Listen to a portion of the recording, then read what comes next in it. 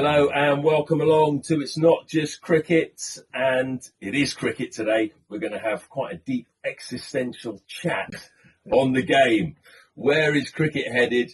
We're going to talk about the future, the influence of private capital, what all of that means. And I'm doing it with someone who's got his finger on the pulse with all this stuff. Cricket writer, commentator, host of the very good and very successful Final Word podcast, and my mate, Adam Collins. Mate, I can't believe we finally got you in. It's taken ages. Too long.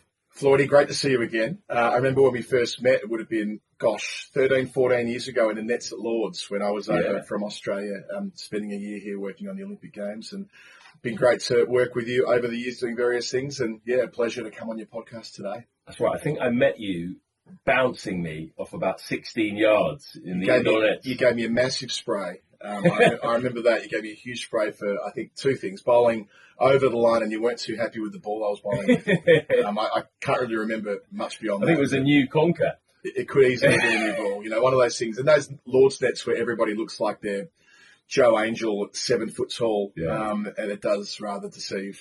When you get outside in England, as most of us will in the next couple of weeks with the new season starting, got to bowl fuller. Otherwise, you don't get your awards in England. Yeah, that is exactly right. So that was for Hampstead Cricket Club back in the day when we were both a bit more active. Still playing the odd game. We'll mention that, I'm sure, later on. But you are one of the hardest working people in cricket, I reckon, because the podcast has exploded, hasn't it? You're trying to fit in your commentary as well, and your writing. How do you get it all in? Time management. Look, the podcast is the full-time enterprise these days, and it has been for quite a while now. We're proud of that. With the Final Word with Jeff and I, we make upwards of 250 eps a year, and we've got a very loyal group of people who help fund that through our Patreon, which is terrific. I describe them as our members, our paid up and passionate membership group, and that extends to myriad other things. So they play in our cricket team. They go to Edinburgh and run marathons, half marathons, to raise money for the Lord's Taverners, which we're both patrons of. They become friends themselves independently of Jeff and I. Then there's our, of course, commercial partners and clients that we work with, and we're very proud of that. And then there's just the want to keep making as many interesting and diverse programs as we can. So we range from talking about, something that happened in the 18th century on our history program to perhaps topics that we might touch on today with the future of the game and everything in between, including lots of 20-minute recaps for cricket as it warrants it around the world in any given year.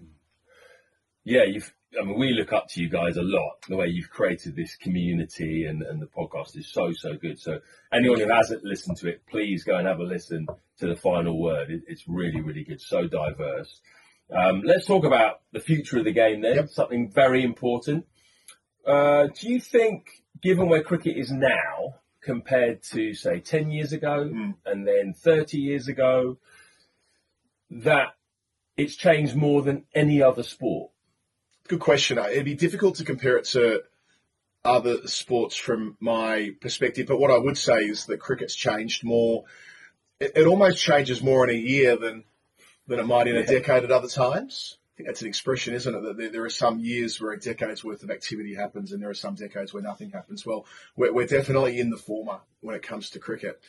I feel like there have been a number of different plot points on the path to this. Obviously, the advent of T20 cricket, which goes back now 22 years in the UK. There was the inaugural T20 World Cup, which morphed into the IPL. And there was a period of time where the IPL and international cricket coexisted, not always easily, but they did coexist. But the proliferation of IPL adjacent leagues in the last couple of years has changed everything again. And now there's a bit of a land grab going on with the calendar. Where does international cricket sit? Where does the less profitable parts of the international schedule sit in particular? And that now feels like it's kind of all for grabs. And I don't mean in like 10 years' time. I'm talking like in the next 2 or 3 years ahead of the next Future Tours program schedule, which will kick into gear 2 years from now. Yeah. So you say it changes on a yearly basis, basically. So what is cricket going to look like, do you think, in 10 years? I think that's still unclear, and that's good. It does mean that if you relish and cherish Test cricket, and if you want to see an equitable program of Test cricket played around the world, and not only that, by the way, if you still believe there's room for the one-day international being more than simply played at the World Cup. If you respect even T20 international cricket, although I think that's being more and more concentrated into multilateral tournaments. But nevertheless, if you respect and appreciate that being the primary form of the game when one country plays another, then there is hope. But it's going to require decision makers to make moves that mean that there will be space for that, and it won't get completely swamped by, again, it's not only the IPL, although the IPL is expanding, it's the IPL adjacent, IPL satellite tournaments with the concentration of ownership, and then the $64,000 question, or maybe it should be the $64 billion question, what happens when the Saudi Arabian injection of money arrives? And it's clearly coming. This has been well trailed. There have been well-resourced reports on this. What does it look like when it's all said and done? That's very unclear. How do cricket boards work either with Saudi Arabian capital or against it? That's not even clear. So, yeah, as I said before, it feels like there is so much up for grabs in the next couple of years, and it'll be ultimately decisions taken now which might shape the next 20 or 30 years. Yeah. We're going to get on to Saudi in a few minutes' time into a bit more detail. But in terms of this private capital that is coming into the game, we've seen it flood into the 100, and suddenly now everyone in this country is really aware of it. Is cricket going to become more like football, where all of the power, all of the interest, all the money is in domestic? It certainly feels like that's the direction of travel, right? So the interests of the conglomerates who own the franchises and where they sit in the cricket ecosystem, it feels like their interests are ultimately being served with decisions that are being taken across the pyramid, if you like. And that, to me, is something that we could still have some greater control of in the game. And I think what I'm really trying to say is that if cricket is purely there to meet a capitalistic endpoint, i.e. exploiting and extracting every single dollar or pound that can be out of the game, that is one path. That is one path. But is that what cricket's there for? Is cricket there in and of itself to make as much money as humanly possible? Some people believe that it is.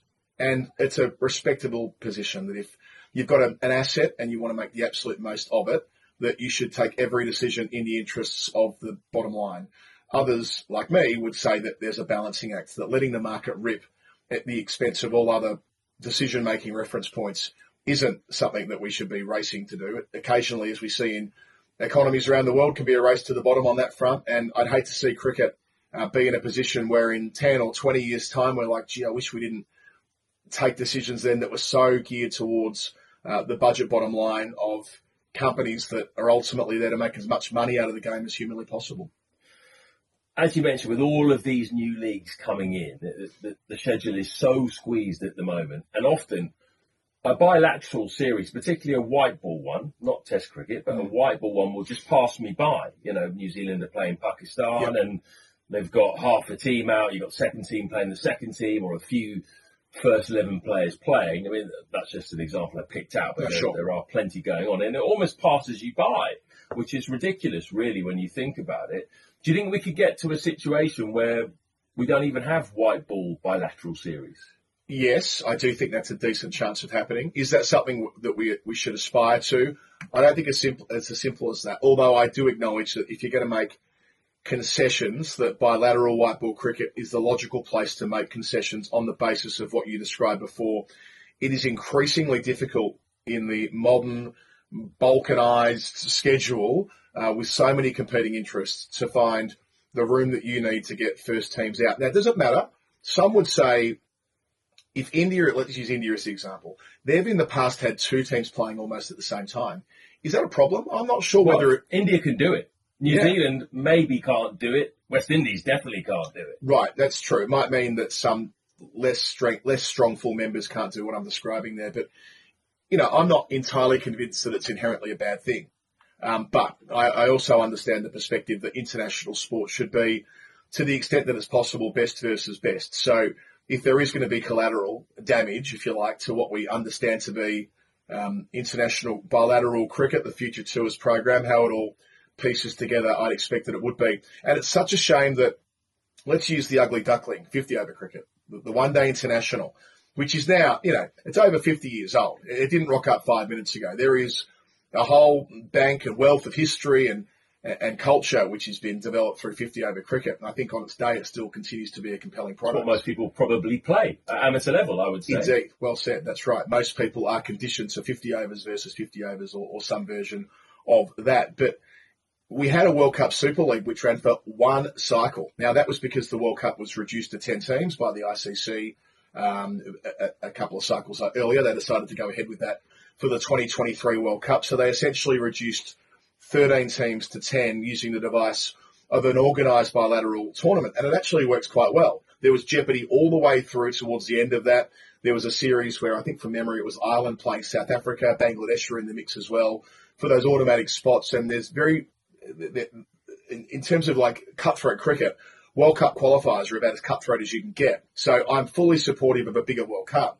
But it felt to me like they actually stumbled upon a pretty good thing there with the World Cup Super League. The shame is that now we've reverted to rankings rather than jeopardy, and it means that the teams that are already in and sitting at the top table will sit there again at the World Cup in 2027, with the exception of a couple of teams who will make it via the qualification process. Let's get on to this Future Tours program concept then and develop that, because there was a significant report published, wasn't there, recently by the Global Players Union, the World Cricketers Association, which not everyone will know exists or know what it is. Anyway, this report was published by them saying that the FTP, the Future Tours program, needs revamping and that international bodies need to work with franchise tournaments rather than compete against them.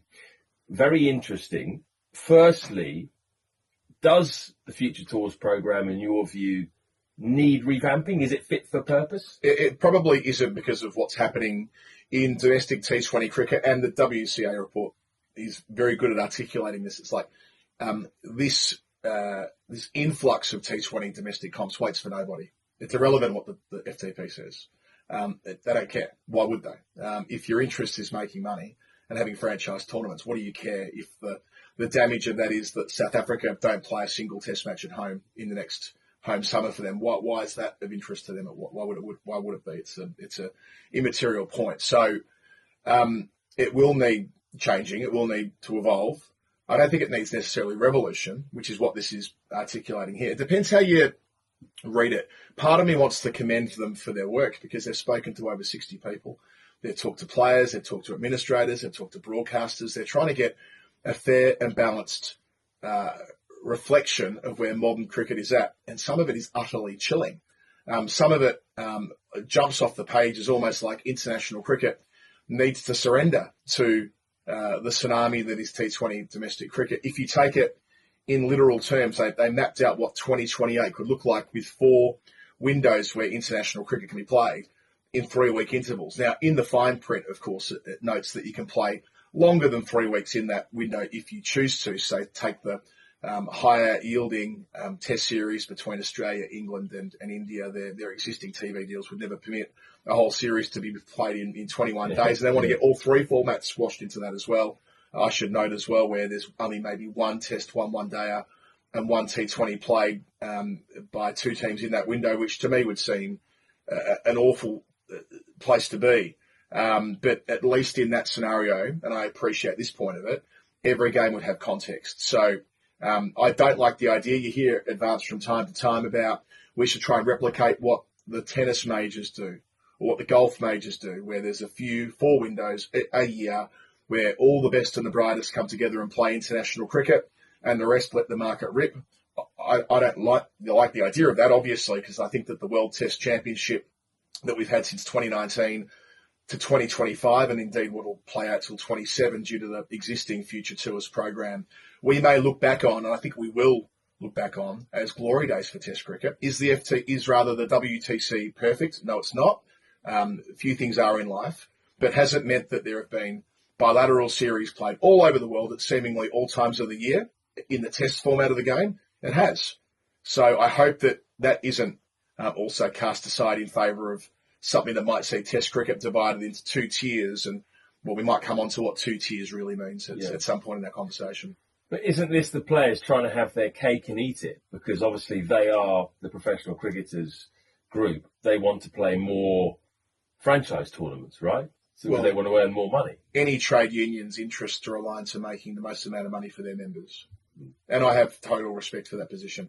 That is, as it is in any association. Now, they don't do the collective bargaining in the way that the trade union might when working on behalf of their members in that explicit way. But still, their advocacy should and is geared around making sure that players can make as much money in their short careers as they can. Again, respect the position, understand where they're coming from.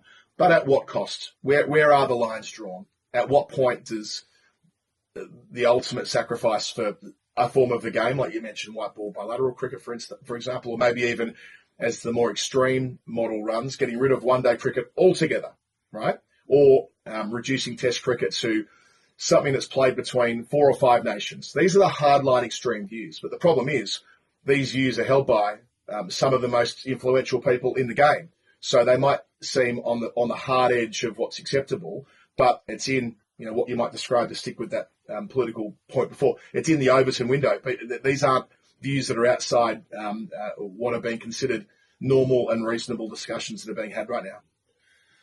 I know you're a big advocate for Test cricket. A lot of us are. But you, in particular, are. A lot of your listeners are as well, yep. Aren't they? You're doing a feature at the moment in Final Word where you're not even watching the IPL, and making a bit of a thing about it, which is quite a sort of, it's a funny angle. So obviously, Test cricket is what it's about for you. Can you not see a point or a danger at some point where Test cricket just doesn't exist, or are we a long way off from that? Look, people have been writing off Test cricket for 100 years. So I'm reluctant to foreshadow or to say it'll die altogether. What's more realistic is that fewer teams will be able to justify playing. But then it dies, doesn't it, if you've only got 4 teams playing? Well, I would say it'd be a radically reduced product, but there were only 3 or 4 teams playing for whole different swathes of the earlier part of Test cricket, and we still consider it to be Test cricket. So if it were to be, India, which is now the big one, it used to be the big 3. It used to be India, Australia, England. That wasn't good either when they restructured the ICC in 2013-14 to let the big 3 pass the riches to each other. That wasn't a great system either, but now it's basically the big one. 38.5% of ICC revenues get returned to India. That's also in the WCA report saying that should be reduced to something like 10%, but that's a whole other conversation, I suppose. But the old big 3, and maybe plus 1 or 2 others, if that becomes, air quotes, tier 1 of Test cricket, and tier 2 becomes the rest, there won't be much cricket played in tier 2. How much Test cricket is played between full members who aren't members of the World Test Championship at the moment? Ireland aren't hosting a single Test match this summer. Zimbabwe and Afghanistan are the 2 other nations there. You could pretty much count on your fingers and toes the number of Test matches those 3 nations have played collectively since the advent of the World Test Championship. Now, better than nothing, but my point is, if you carve off a tier 1 and have a tier 2 in the absence of promotion and relegation, then it won't take long before the price signals will be there. The broadcast monies won't be there in quite the same way, and the world will change yet further, and it'll be in favour of the players, the most talented and gifted players from those countries, going all in 100% on the T20 circuit, because what choice will there be other than that? Yeah. You teased it earlier, Saudi. I want to talk about Saudi. We mentioned it a couple of times before on the pod. Azim's fairly clued in with it all. Now, the rumours for a while have been going, haven't they, as you mentioned, without anything happening. The latest idea that I've heard is that it's going to be possibly 7 or 8 teams around the world playing 4 Grand Slam-style tournaments in different venues. So I presume one will be in Saudi, at least. I presume Saudi Arabia will have links to one of the teams. Otherwise, it seems a bit of a strange concept. What do you know about this, and what are the chances of it actually happening? Well, I'd be surprised if the final wasn't played in Riyadh, and that's the first thing to say. This idea of Grand Slams comes up all the time, like how do we divide the windows? Well, this reporting from Australia, it was Chris Barrett from the Sydney Morning Herald who broke this story a couple of weeks ago. There are strong links back to Australia in all of this as well, which is quite interesting. It kind of hints that people within Australian cricket are hoping to almost work with Saudi Arabian capital rather than work against it. So how can they maybe deaden the sharpest edges of what Saudi Arabian investment might look like? I don't really know. But in the model advanced in that story, there would be 8 teams and there would be 4 windows where they basically play 4 Grand Slams. So there'd be London versus Sydney versus Mumbai versus Riyadh versus whatever. There was a line in that report suggesting that it might provide more money for Test cricket because there'd be a distribution of funds back from there to Test cricket. I mean, good luck with that, especially when there's private investment involved. I can't exactly see them entering into redistributive politics. And also, where in the schedule would it sit? Where are these magical 4 windows at the moment when the schedule's already a total nightmare? It's well, they can't find it, right? So surely they'd have to go up against some other franchises. I can't see them having their own window. And which is where, to me, one of the most interesting points of all of this, because the previous big Saudi thread was the second IPL. The idea of a second IPL. Let's go back in time a little bit here. Remember the Champions League T20 that was played for about 3 or 4 years? At least 10 years ago. More. It got a good run in the early days. Sydney Sixers won it, didn't they? Sydney Sixers won it. I think the Perth Scorchers won it one year. Right. My point is that it was a thing that existed and there was a window carved out for it and it was in October. And that October window has never really been utilised since, other than when the pandemic struck and the IPL needed to use it, right? Yeah. So the idea of an air quote second IPL or a mini IPL has continued to rattle around ever after. 2 years ago, the suggestion was that the mini IPL or the second IPL could be the avenue for the Saudi money to eventually reach. Is it played in Saudi Arabia? The IPL auction last year was held in Saudi Arabia.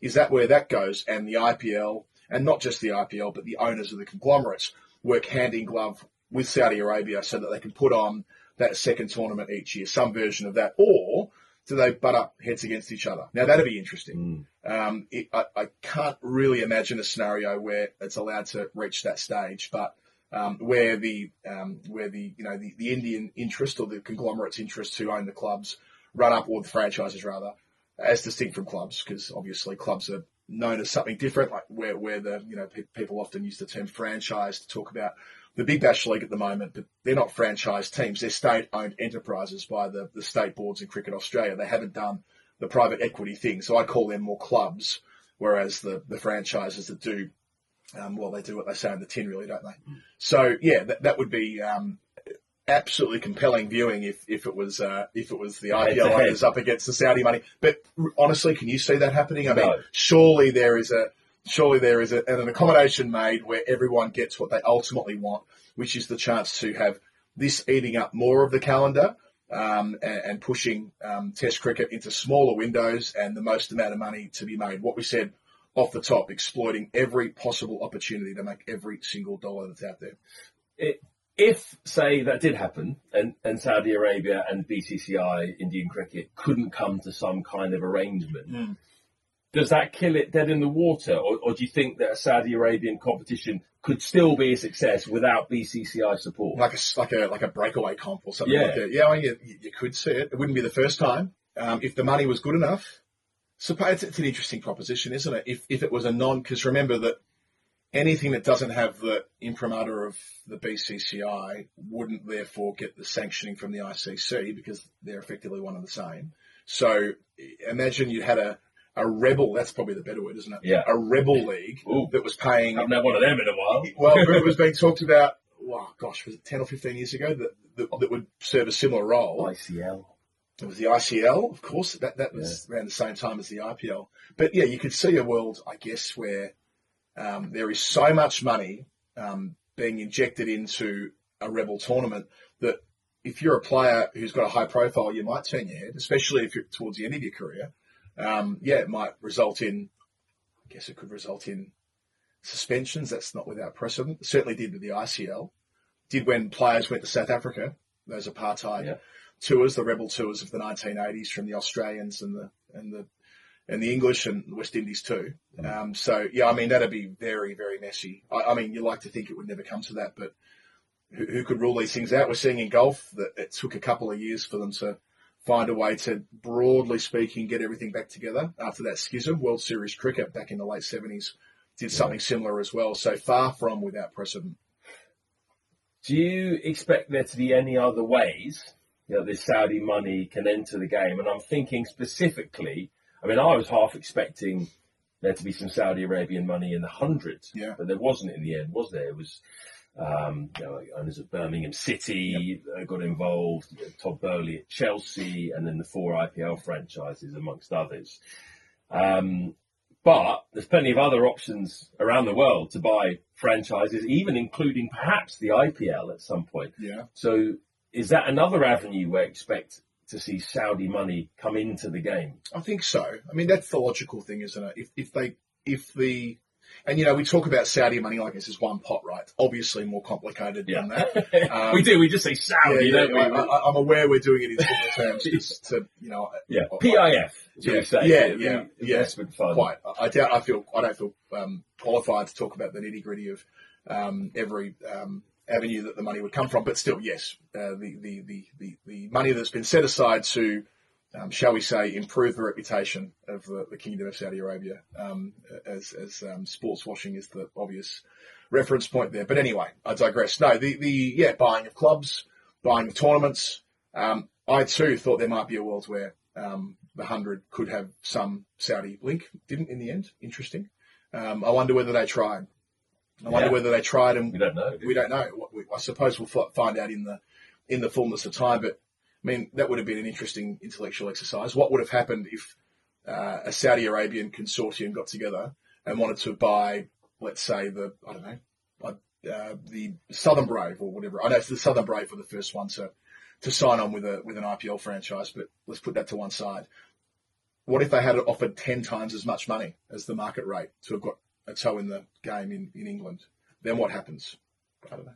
I suppose that's a decision to make for those who run the show at those respective clubs and the counties now that have that opportunity to drive the car, and MCC at Lords with the London Spirit about what lines they are willing to draw, what red lines they might have about where the investment comes from. And I know Mark Nicholas, when I interviewed him last year, was like, we aren't just going to take the highest bidder's money. He was quite strident about that, about wanting to make sure that ultimately it needed to be someone who he felt had a strong interest in the game. So they have spoken openly about that. It's not just about who writes the biggest check.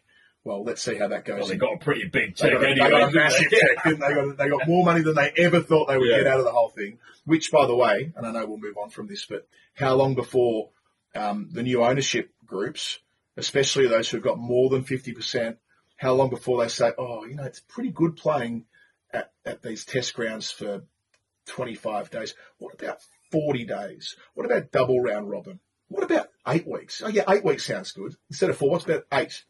How long before England cricket's in that world where they've got to start making compromises about their schedule in the way that, of course, at the moment, India has nearly a 4-month window for the IPL? Okay, the 100's a month right now, but that's a question I'll notice. How long does it remain? What it is at the moment? We'll see. Yeah, fascinating stuff. Colo, that was very, very enlightening. Thank you, mate. Really enjoyed that.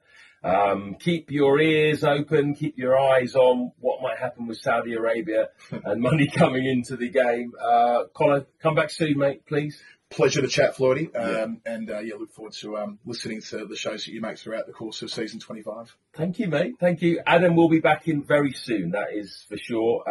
Don't forget to follow us at INJC Pod on Instagram. We're on X as well, and YouTube. We've got a YouTube channel. It's not just cricket podcast if you want to see clips. And make sure you do download as well if you're having a listen as an audio podcast. Really appreciate all your guys' support. We'll chat soon.